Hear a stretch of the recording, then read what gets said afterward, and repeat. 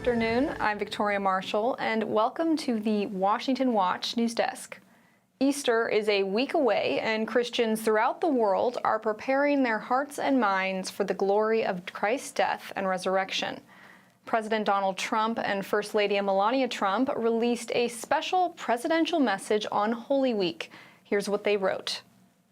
Beginning with Christ's triumphal entry into Jerusalem on Palm Sunday and culminating in the Paschal Triduum, which begins on Holy Thursday with the Mass of the Lord's Supper, followed by Good Friday, and reaching its pinnacle in the Easter Vigil on Holy Saturday night, this week is a time of reflection for Christians to memorialize Jesus' crucifixion and to prepare their hearts, minds, and souls for his miraculous resurrection from the dead.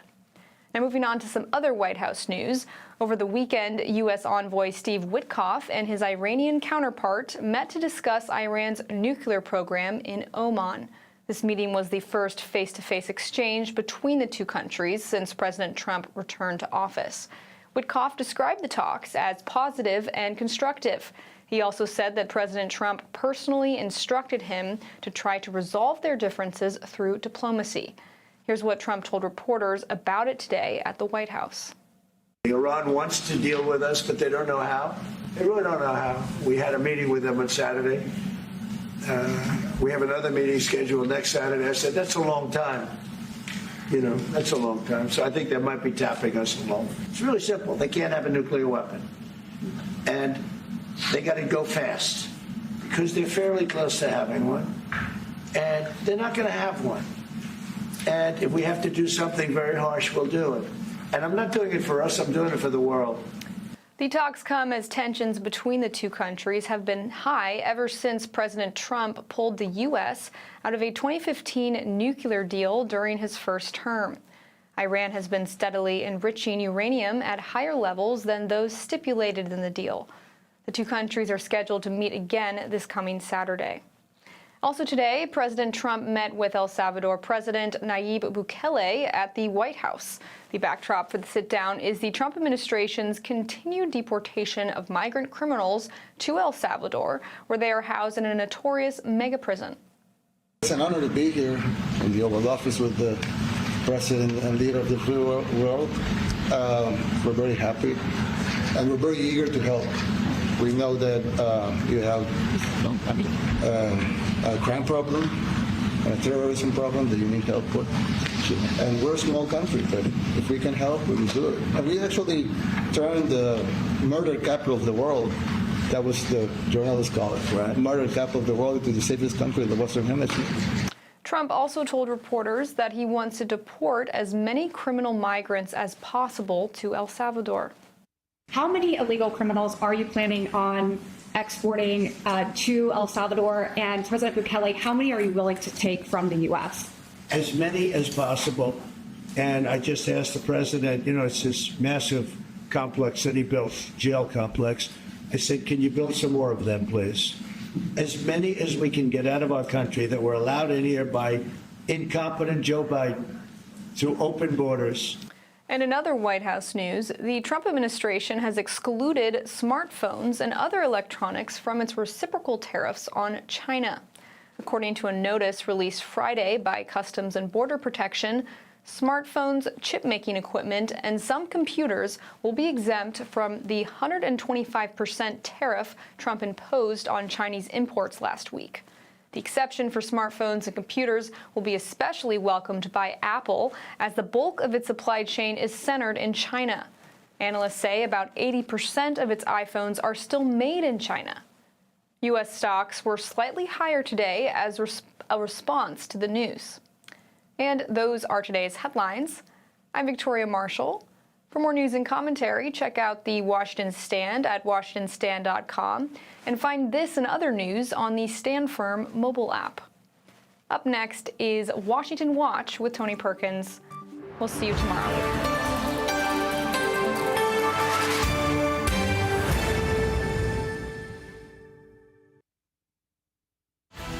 From the heart of our nation's capital in Washington, D.C., bringing compelling interviews, insightful analysis, taking you beyond the headlines and sound bites into conversations with our nation's leaders and newsmakers, all from a biblical worldview.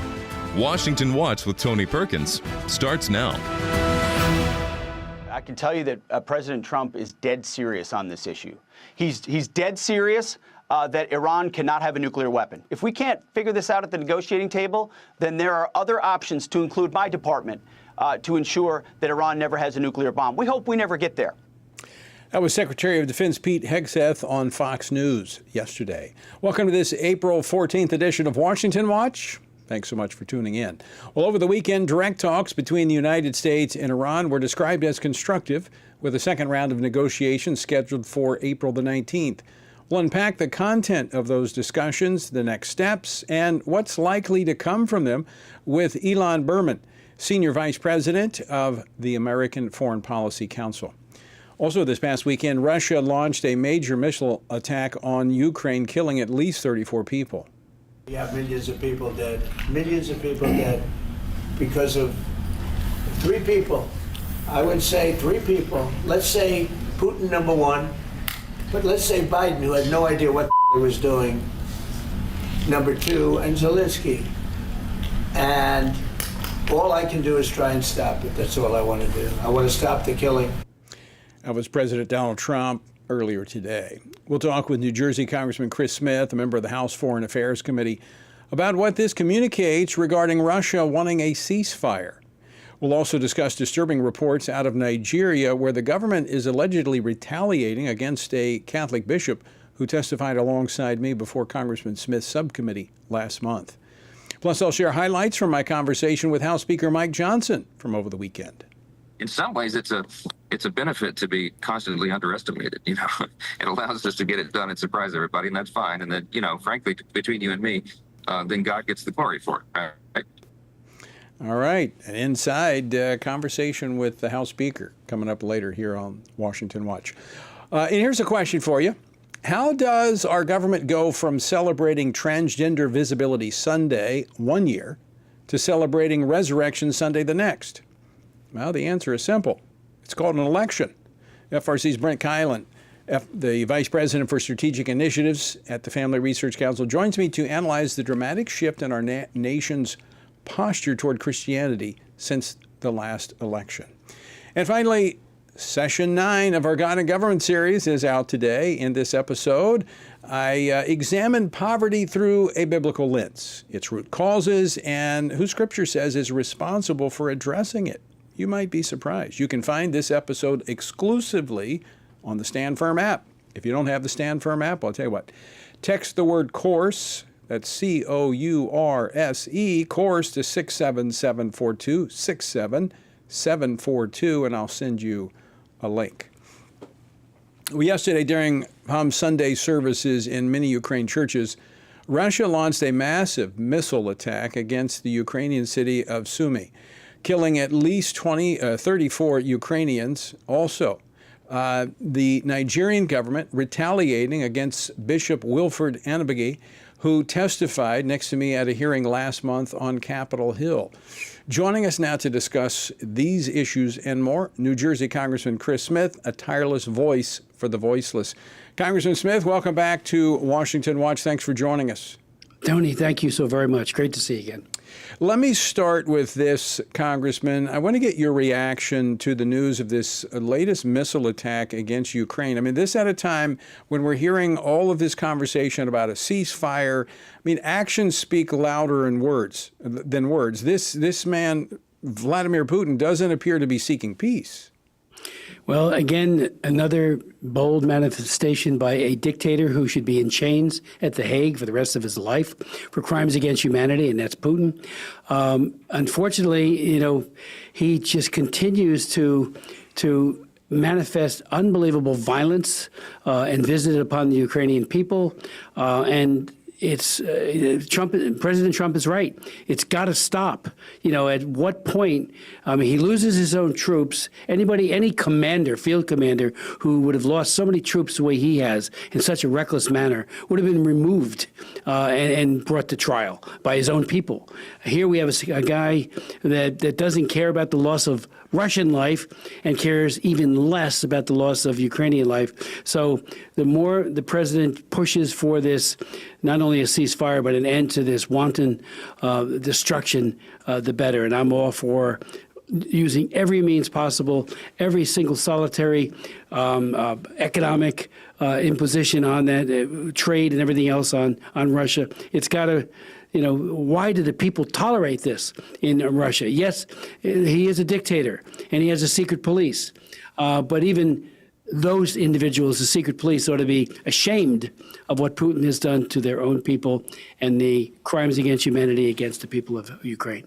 Let me ask you to weigh in on the international response to this, which has been basically, the silence has been deafening. When you compare this to the international community that has been constantly after Benjamin Netanyahu in Israel as they have been fighting against the aggression of Hamas that attacked them. And, Israel, when they've been attacking Hamas, they notify the residents, the Palestinians. They tell them, look, an attack is coming, leave the area, you need to evacuate, we're going to attack. Of course, Russia doesn't do that. But I've not heard the international community calling Putin a war criminal and the ICC seeking to arrest him. Well, it's a great point. After the first month after Putin's totally unprovoked invasion of Ukraine, I offered the idea and then offered legislation that he be brought before a tribunal. And, everyone said, oh, well, the Security Council will never authorize the ICC to do it. The General Assembly could, and that criminal apparatus could have been set up. He could have been tried, as well as Lavrov and Lukashenko over in nearby Belarus and a host of others. And they could have been branded right from the start as war criminals. And you're right, the silence is deafening. And, just to say, give more weapons, kill more people, that's not the answer. What we really have to do now is isolate this cancer at the very top of Russia and bring it to trial. There has been one small indictment levied against Putin because of his abduction of children, his kidnapping of those children. But what's come of it? Right. Where's the effort to prosecute? It's all just laying out there. We saw the same thing happen with Milosevic. That took years in Serbia when he invaded Croatia and Bosnia in the Balkans. I want to shift to another troubled region. Sure. Nigeria has continued to be a country of particular concern to many of us because of their attacks on religious freedom. Last month, I testified before your subcommittee, as did a Catholic bishop. News came out that Bishop Wilford was being retaliated against last week because of his testimony before your commission calling for the government of Nigeria to be labeled in the official term of a country of particular concern. Tell us what you know about this and what's being done. Well, first of all, thank you, Tony, for testifying. Your wealth of knowledge, the fact that you were the chairman of the International Religious Freedom Commission and did a spectacular job there. You brought a great deal of weight and gravitas to the hearing, and your wisdom was welcomed by members of our committee. So thank you, as well as your insights.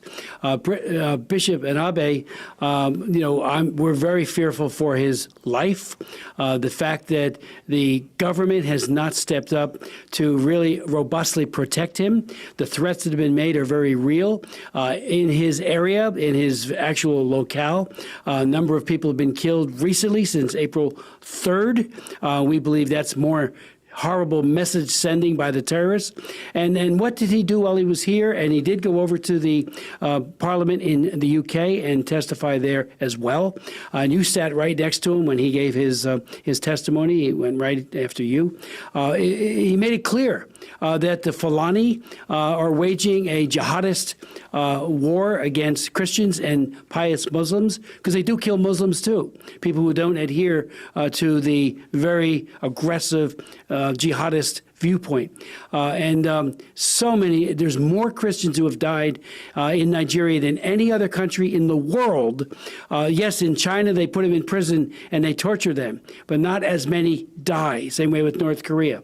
But here we're talking about firebombing churches, individuals, killing priests. Right as we had our hearing, we brought up the fact that there was a priest who was summarily executed, and it just horrific bloodletting. The government in Abuja has not stepped up to the plate, and the International Religious Freedom Act makes very clear, as you know so well, a law authored by our great friend Frank Wolf, that not only the actual complicity in working to hurt people of faith and to incarcerate and kill, but if you stand with your hands in your pockets and allow people to do it as well, that too constitutes designation country of particular concern, and then you are sanctionable, and there are many, many very serious sanctions that could be brought against that government. So we're saying designate Nigeria as a CPC, country of particular concern, and then sanction them. The time has come. We've got to step up. I've been raising this issue, and I'm not the only one. You have too, for decades, not just years. And it's outrageous. There should be no question about this. I want to underscore what you said earlier. This is the most dangerous place in the world to be if you're a Christian. Exactly. The number one place where Christians die in the world has been Nigeria. We just have about two minutes left, Congressman. And Tony, real quick, the last administration took away the Trump-imposed CPC designation without any justification whatsoever.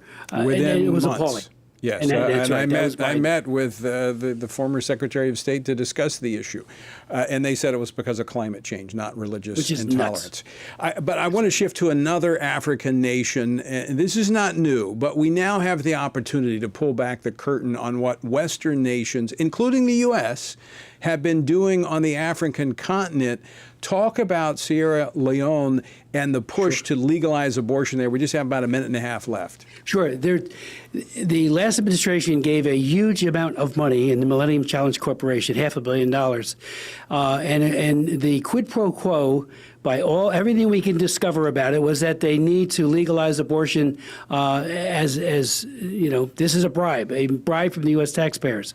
There's a bill now falsely named the Safe Motherhood Act, which will legalize abortion up to the 14th week of gestation on demand. And they use the word health. Please, we've had that fight for 50 years here. It means on demand.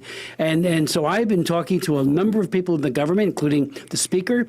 I'm speaking by way of a video on Wednesday at a conference that they're holding there to try to rally support or opposition, I should say, to that egregious bill.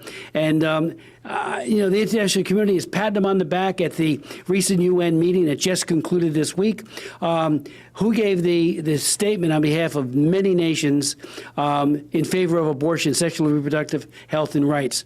It was Sierra Leone stepping up and getting all these applause, all these plaudits from the Europeans and by the NGOs that look at unborn children as throwaways and believe they should be killed with impunity. So our hope is that, God willing, enough lawmakers will stand firm and not buy into this. And I argued, finally, Tony, if I could really quick, that there's a number of initiatives, including pregnancy care centers, but also a program called Safe Passages, which can help to profoundly change maternal mortality in Sierra Leone by having skilled birth attendants, safe blood, and other kinds of helps so the woman can have her baby. Chris, we got to leave it there, but I want to pick it up at a later date. Folks, stick with us. We're back after this.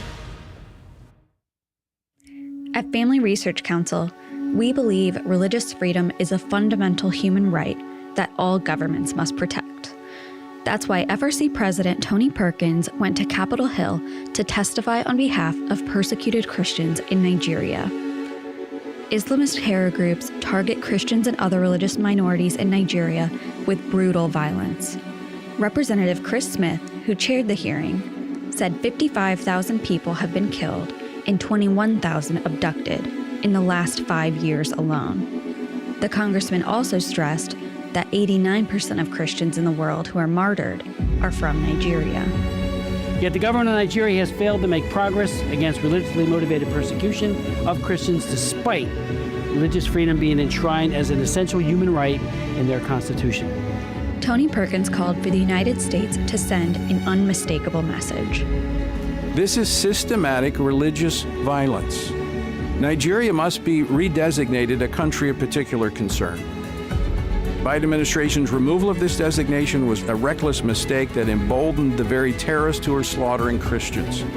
Redesignating Nigeria will enable the U.S. government to pressure Nigerian leaders to protect vulnerable Christians. These are not just numbers. These are fathers, their mothers, their children, their families. Bishop Wilfred Anagabe risked his life to speak out, sharing firsthand accounts of the danger faced in his church district in central Nigeria. We live in fear because at any point it can be our turn to be killed, but to remain silent is to die twice. So, I have chosen to speak. FRC is calling on President Trump to act now to promote religious freedom around the globe and speak up on behalf of Christians in Nigeria.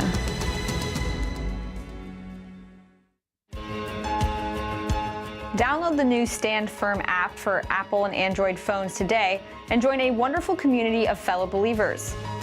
We've created a special place for you to access news from a biblical perspective, read and listen to daily devotionals, pray for current events, and more. Share the Stand Firm app with your friends, family, and church members, and stand firm everywhere you go.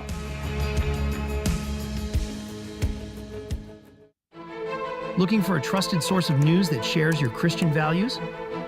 Turn to the Washington Stand, your ultimate destination for informed, faith-centered reporting. Our dedicated team goes beyond the headlines, delivering stories that matter most to believers. From breaking events to cultural insights, we provide clear, compassionate coverage through a biblical lens. Discover news you can trust at the Washington Stand, where faith and facts meet every day.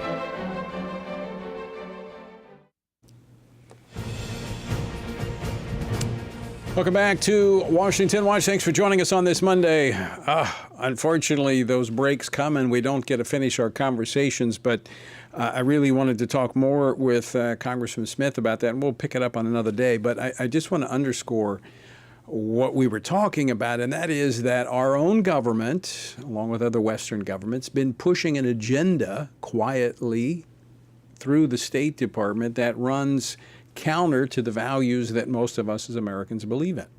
And we've talked about this before, but here is clear evidence where, you know, not only the LGBTQ agenda, but abortion using your tax dollars, that's now being exposed, and we have to stop it. Now, there's an even more sinister plot behind this.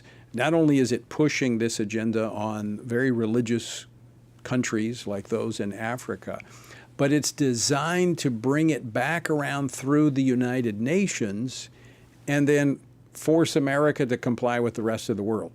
That's what the left does. Obviously, the right doesn't feel like, they don't feel compelled to march according to the beat of the drum of the UN, but the left does.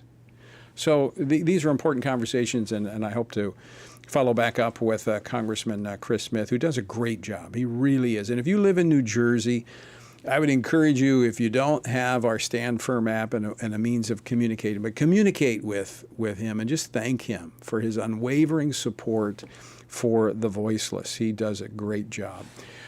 All right, how do you go in this country from one Sunday being celebrated in 1 year, Sunday celebrating Transgender Visibility Sunday, to the very next year celebrating Resurrection Sunday?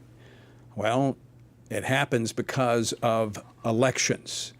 That's what, if you'll recall, Easter Sunday, Resurrection Sunday last year, Joe Biden, his White House, put out a celebration of Transgender Visibility Day.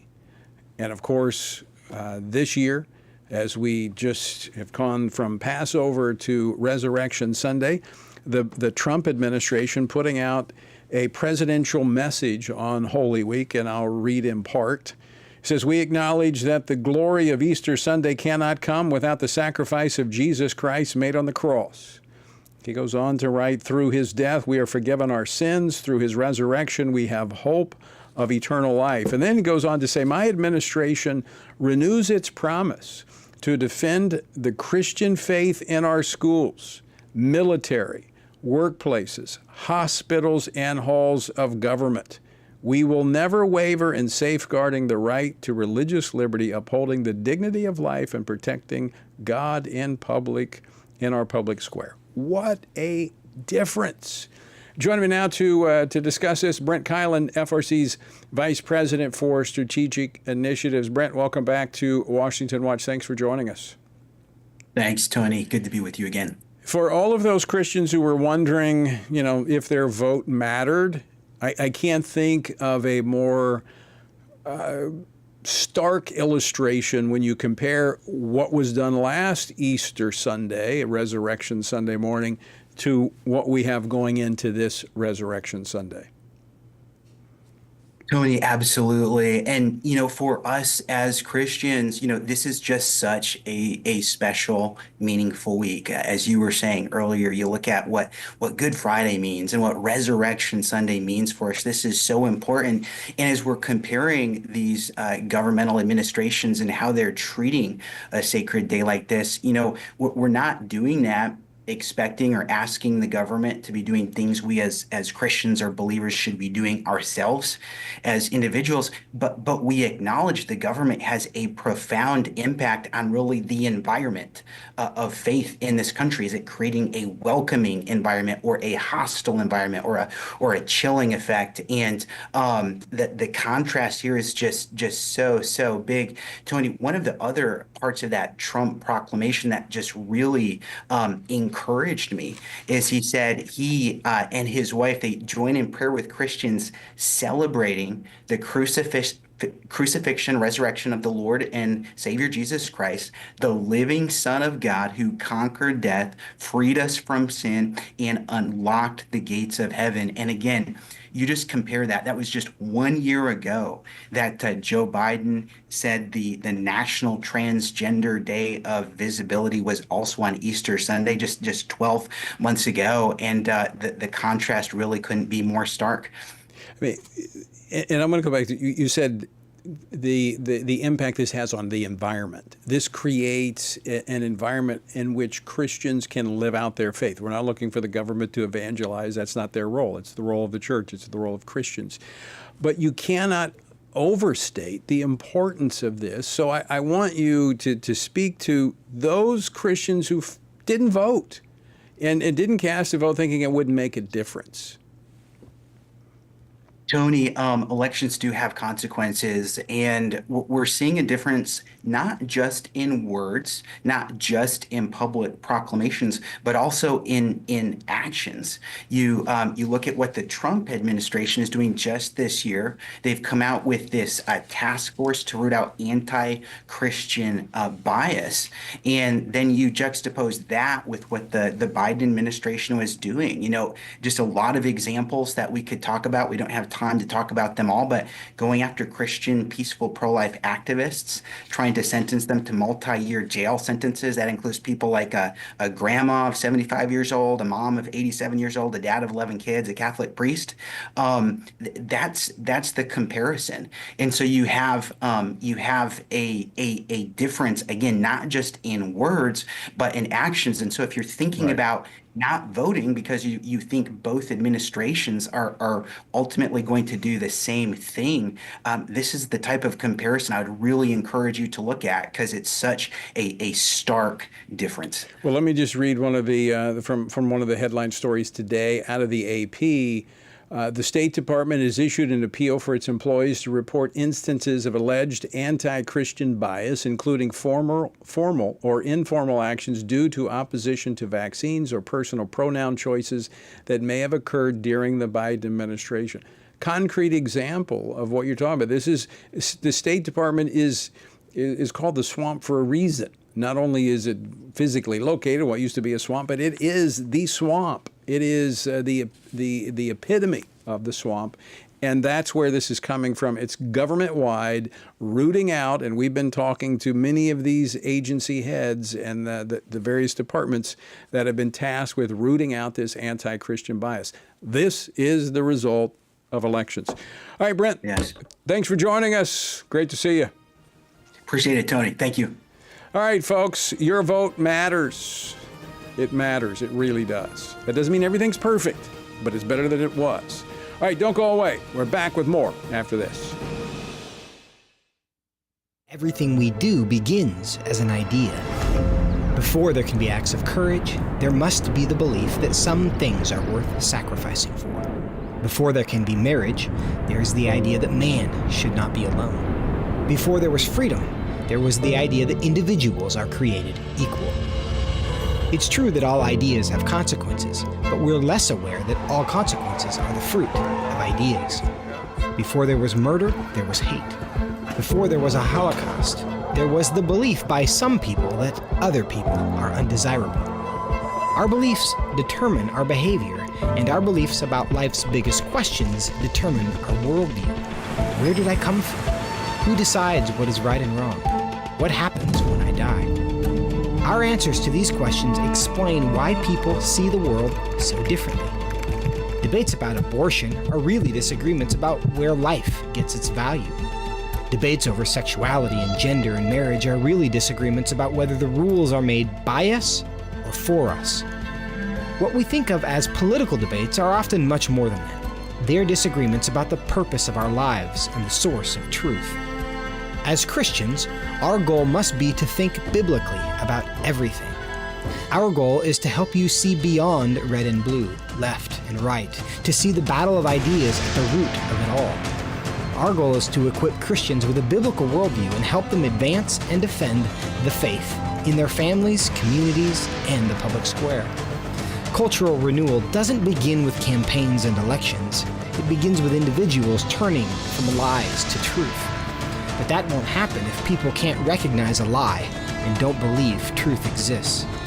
We want to help you see the spiritual war behind the political war, the truth claims behind the press release, and the forest from the trees.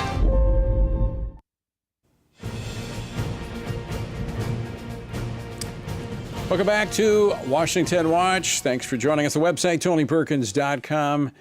Better yet, get the Stand Firm app, and that way you can have Washington Watch with you no matter where you go, plus all of our other resources, the Washington Stand, Stand on the Word, and even my weekend show this week on Capitol Hill. Speaking of that, last week, Republicans on Capitol Hill again did what Democrats in the legacy media said they couldn't do.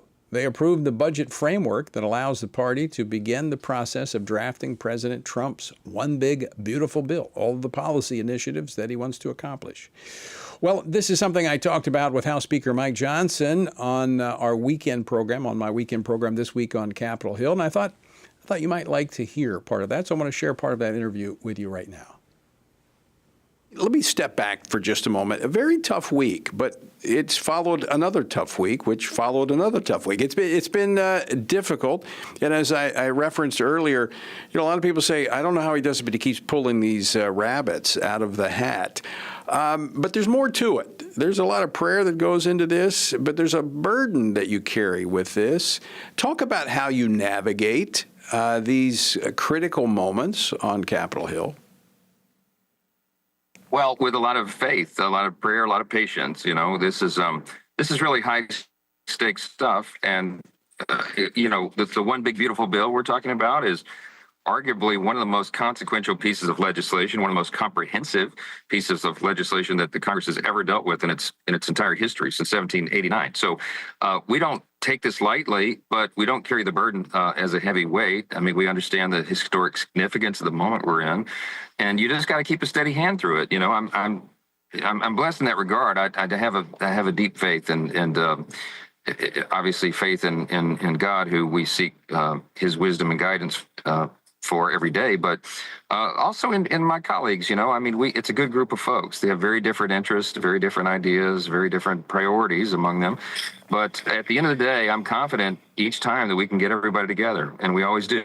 And, sometimes it takes a lot of effort to do that, and a lot of listening, a lot of letting people emote, sometimes get angry and work through 5 stages of grief and all that, but we get to the point of consensus, and that's the beauty of a deliberative public body like this. The Congress of the United States is the greatest deliberative body in the world.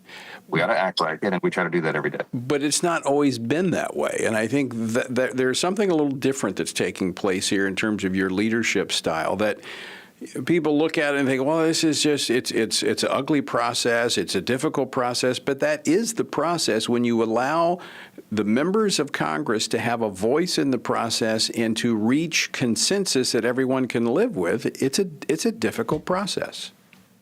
It is, and it takes a lot of patience, and you can't get angry. You can't take anything personal. People get very emotional because the stakes are so high at certain points and all this. But that's part of it. So I don't get rattled by that. I don't take any of the barbs personally. They come all the time. That's sort of part of the job. But you just keep your eye on the prize, and that's what we do. I know that our mission is so critical for the future of this country, Tony, and we are the greatest nation in the history of the world. We're the last great superpower on the planet, and we have to maintain that status. And so we don't really have the luxury of allowing emotions to get in the way of this. We just have to get the mission accomplished. And I'm grateful that we're continuing to do that and defy the odds. It's in some ways it's a benefit to be constantly underestimated. It allows us to get it done and surprise everybody, and that's fine. And then frankly, between you and me, then God gets the glory for it. Right? So talk a little bit about your relationship with President Donald Trump in this process, because there have been times that he's been very helpful in this process. But this last round, really, when it came to the negotiations of getting this across the line, it appears that it was you working with the majority leader in the Senate that really got this across the line. Yeah, look, the president is one of a kind. He's the most powerful political force probably in the history of American politics, or maybe politics anywhere in history. And he's always willing to engage, but I didn't want to burden him with making phone calls to members. I just thought we need to take care of the business in the House ourselves. And with Senate, grateful that Majority Leader Thune has the same perspective. And he and I, as you know, did a press conference yesterday morning or right before the vote. And that was really important. And we had a signal that the House and the Senate are united. Republicans are working together. It's a one-team approach. And I think that's helpful to the White House. Ultimately, we have to deliver on the America First agenda. But we're the Article I branch of the government, and we ought to act like it, and we get our business done. So the president's a great partner, but it's helpful when he doesn't have to spend his time engaging in what we're doing. Mr. Speaker, the House is out for a couple of weeks, Easter break, and then return after that. You're going to be, as you are now, crisscrossing the country, doing the political thing that goes along with the policy thing. What do you anticipate when you return? Well, we're going to have a very, very busy time because all of the bills that will make up, they'll be pulled together and become the one big beautiful bill. Each of the components of that will be marked up in various committees. We have 11 different House committees that are tasked with instructions on the reconciliation. So a lot of work will go into taking those drafts and working them through the regular order of the committee process, fine-tuning it, making amendments, and getting that in its final shape. So there'll be a lot of activity in both the House and Senate, and a very close collaboration and cooperation between the two chambers. I mean, really, when I say one team, Tony, it's not just a sort of a rally cry. This is exactly how it's going to work and how it has to work. Because at the end of the day, with small margins in both chambers, to your point earlier, we got to have every member with a say and have some involvement in this. So a lot of that will be working simultaneously across the two chambers of the Capitol. It's going to be a very busy time and a very exciting time for the country.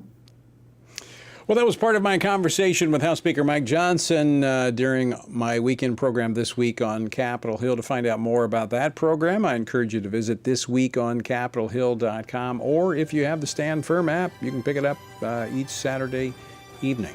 After the break, we're going to be talking about Iran and unpacking this weekend's discussion between the U.S. and Iran and next steps. So don't go away. What is God's role in government? What does the separation of church and state really mean? And how does morality shape a nation? President John Adams said our Constitution was made only for moral and religious people. It is wholly inadequate to the government of any other. Join Family Research Council for God and Government, a powerful 13-part series that equips you with biblical truth to engage in today's most pressing debates. From the 10 Commandments in classrooms to the immigration crisis of America, we'll uncover the foundations of our nation's history and why it's relevant for today. Defend God's plan for government, because faith and freedom were never meant to be separate. New episodes available each Monday. To view the series on the Stand Firm app, text COURSE to 67742. The world is hurting. Streets are filled with crime. Families are broken. Sin is celebrated, and God is mocked. Everywhere we look, the wages of our sin are on full display. As Christians, we know that surrender to God's will is the solution to our biggest problems, but not everyone agrees.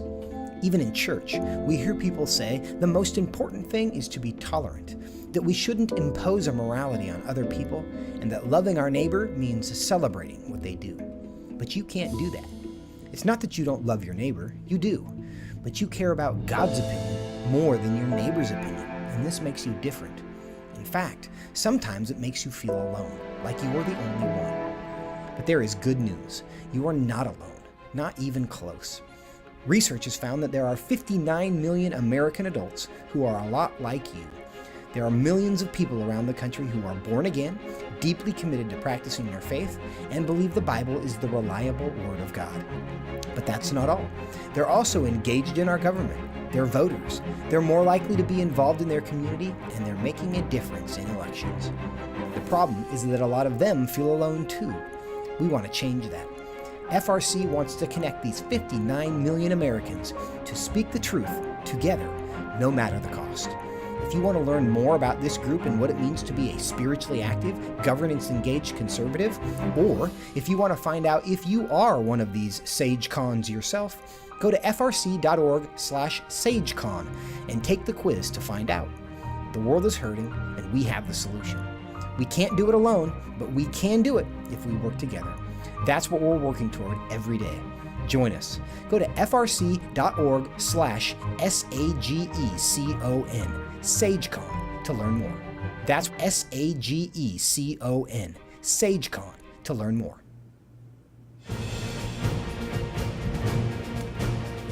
This is Washington Watch. I'm Tony Perkins, and glad to have you along. Episode 9 of our God and Government course is now out. You can find it exclusively on the Stand Firm app. And this week, I deal with the issue of poverty. What does the Bible have to say about poverty? What are its root causes? And who's responsible for addressing it? You might be surprised. So if you don't have the Stand Firm app, I tell you what, text the word course to 67742. That's 67742, the word course. I'll send you a link. Our word for today comes from Ezekiel 33. Son of man, speak to your people and say to them, if I bring the sword upon a land, and the people of the land take a man from among them and make him their watchman, and if he sees the sword coming upon the land and blows the trumpet and warns the people, then if anyone who hears the sound of the trumpet does not take warning, and the sword comes and takes him away, his blood shall be upon his own head. So you, son of man, I have made a watchman for the house of Israel. Whenever you hear a word from my mouth, you shall give them warning from me. So God uses the image of a watchman appointed by the people to warn of physical danger, to illustrate the far greater responsibility of those called to be spiritual watchmen. These are the men and women charged with sounding the alarm over spiritual threats that have eternal consequences. If the people would hold a natural watchman accountable for silence, how much more will God hold accountable those who he has entrusted the truth and his warnings? To find out more about our journey through the Bible, text Bible to 67742. Well, as we mentioned at the top of the program, the United States and officials from Iran met directly for direct talks on Saturday to discuss nuclear ambitions and a potential path toward peace. The White House describes the meeting as positive and constructive and a critical first step to a mutually beneficial outcome. Well, what could such an outcome look like? Can peace be achieved between the United States and Iran? Here to discuss this is Ilan Berman. He is the Senior Vice President of the American Foreign Policy Council. He is an expert on the regional security in the Middle East, previously consulting for the CIA and the Departments of State and Department of Defense. Ilan, welcome back to Washington Watch. Thanks for joining us today. Oh, good to be back. So I just want to immediately kind of get your thoughts on Saturday's meeting, how the conversations went. What do we know? So I think the jury's still out. All of the public messaging has been that it was a constructive early step, but it was an early step. The parties are ostensibly meeting again this coming weekend in Rome, Italy. But already you're beginning to see at least a little bit of tension creep into the conversation because the pace on the negotiations, as we talked about before, the Iranians have a very vested interest in having negotiations last longer. The White House really wants them to be short and to the point. And the question is, how many cycles of this can we go through before there's really an understanding that the Trump administration means business? That was kind of what I picked up from President Trump's comments earlier today, that he's not for dragging this thing out. He wants action and he wants it quickly, because I think he may know when someone's trying to play him. No, listen, I think that's absolutely right. And that's the reason why the president when he sent the initial letter offering negotiations to the Iranians, he set a 2-month time frame. That clock is now ticking, right? It's been ticking since this weekend. And it's very clear that the White House wants action for a couple of reasons, right? Which we discussed before, because the room for maneuver for the international community to restore sanctions is expiring, because every week that we wait, Iran marches a little bit closer to the nuclear weapons threshold. And so for all of these reasons, the White House really wants some sort of definitive answer. And soon, and for exactly the same reasons, the Iranians want not to give a definitive answer soon. Ilan, prior to Saturday's meeting, you posted a comment on X. You said that the Trump administration won't just be negotiating with the Islamic Republic in this instance. What did you mean by that? Who else is involved in this?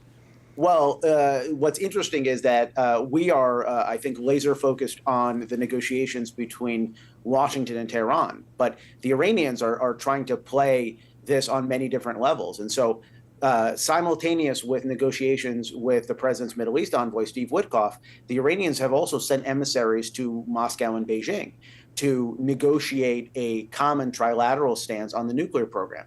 And I think that's really one to watch, because that's going to be the Iranian play. Iran is going to nudge Moscow and Beijing into trying to play a larger and larger role in the negotiations, trying to broker some sort of multilateral agreement. And by default, because both Russia and China are strategic partners of the Islamic Republic, this is going to be an agreement where it's 3 against 1.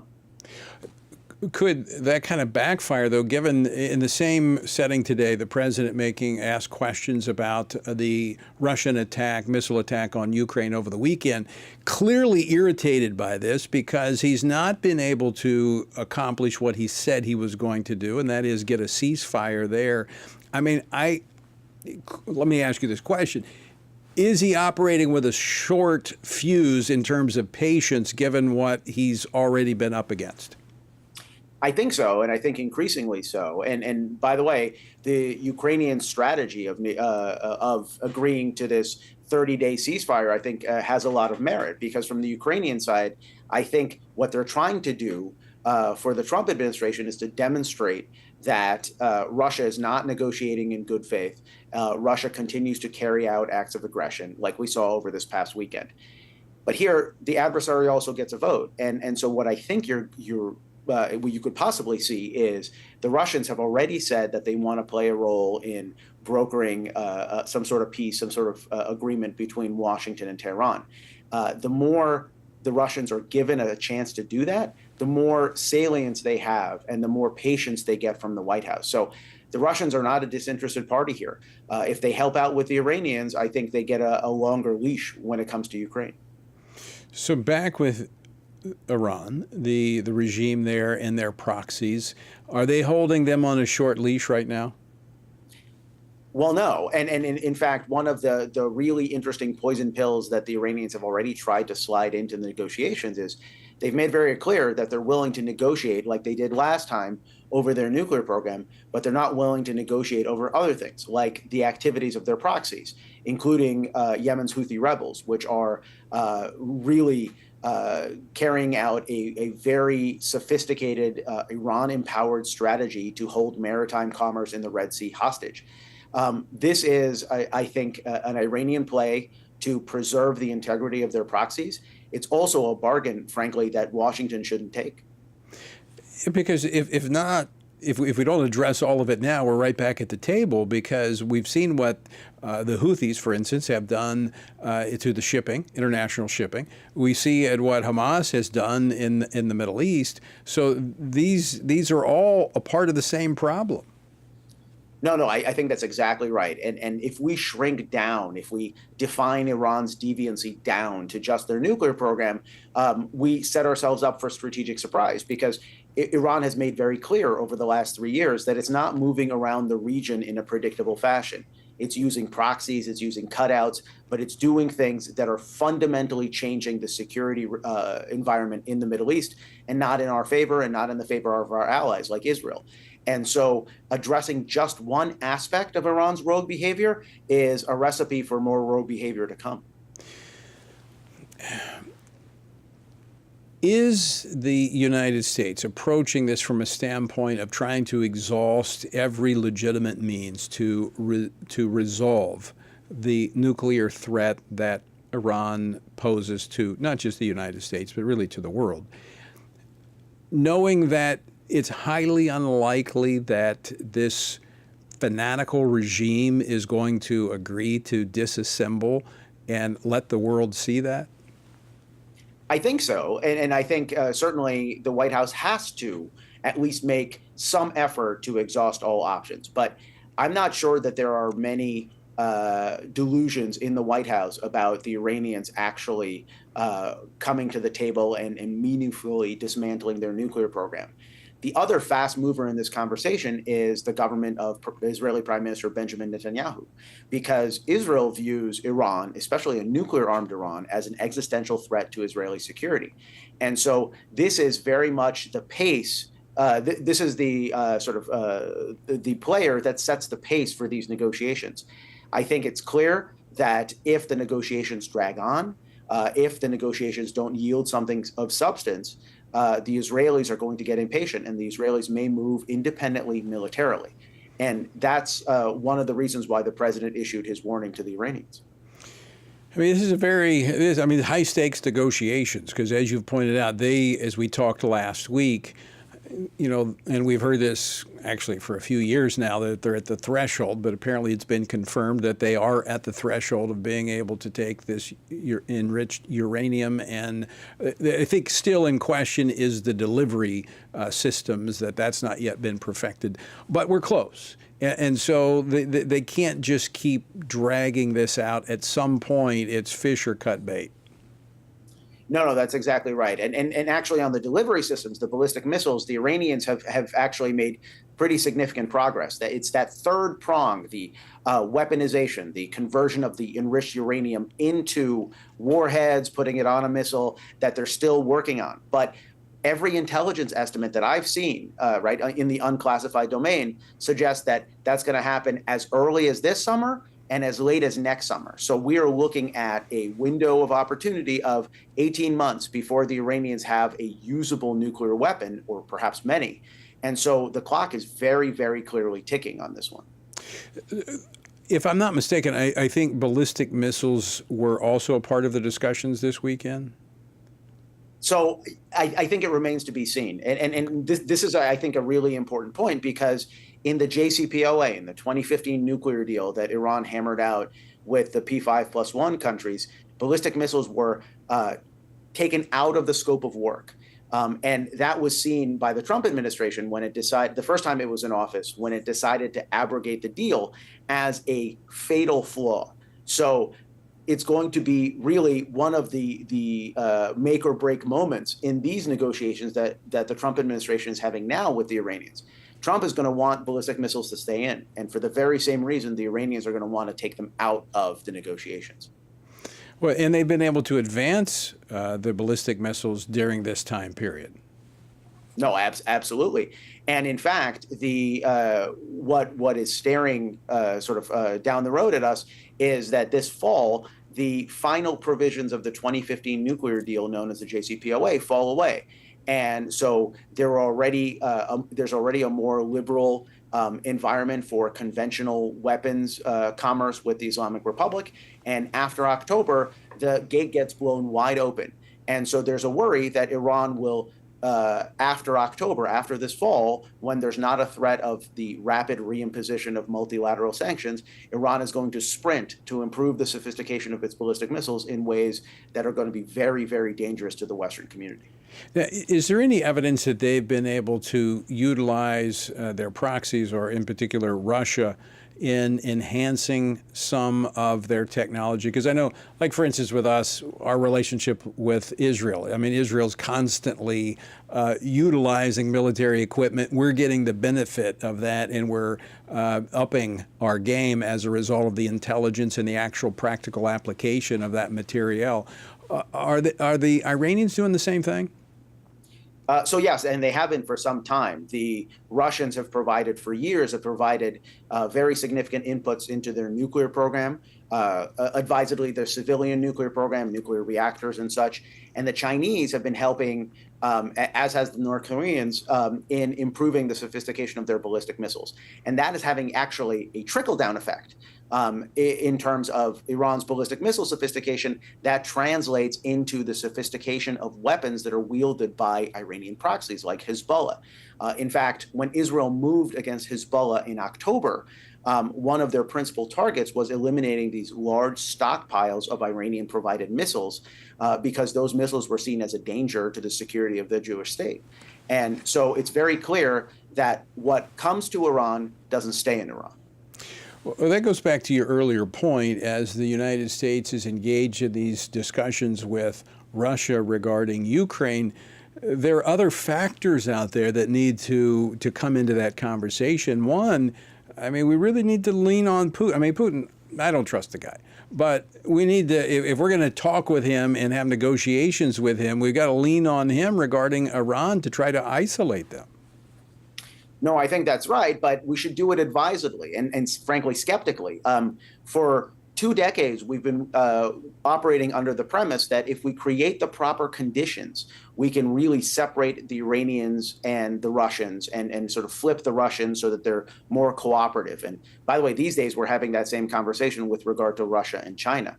But if you look at the Iranian-Russian relationship, Russia is, because of its war in Ukraine, is now actually increasingly dependent on Iranian assistance, Iranian drones, and Iranian hardware and battlefield materiel, in a way that, frankly, it's going to be very hard to pry Moscow away from Tehran because Moscow needs the Iranians. Wow, it's a very complicated mix when you look out across the globe and what I would say, I mean, it's been there for a while, but I think it's gotten worse under the neglect of the previous administration. And Donald Trump has a real mess on his hands to try to figure this out.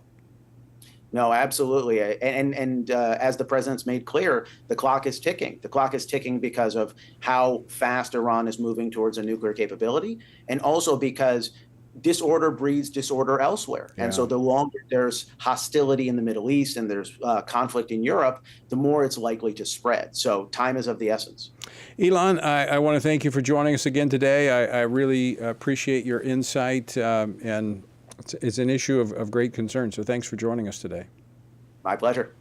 And folks, I would say this is something to be praying about among many things, but it's a very dangerous world out there, and we need to pray the president gets it right. Out of time for today. Until next time, I leave you with the words of the Apostle Paul. It says, when you've done everything you can do, prayed, prepared, and taken your stand, by all means, keep standing. Washington Watch with Tony Perkins is brought to you by Family Research Council and is entirely listener supported. Portions of the show discussing candidates are brought to you by Family Research Council Action. For more information on anything you heard today, or to find out how you can partner with us in our ongoing efforts to promote faith, family, and freedom, visit TonyPerkins.com.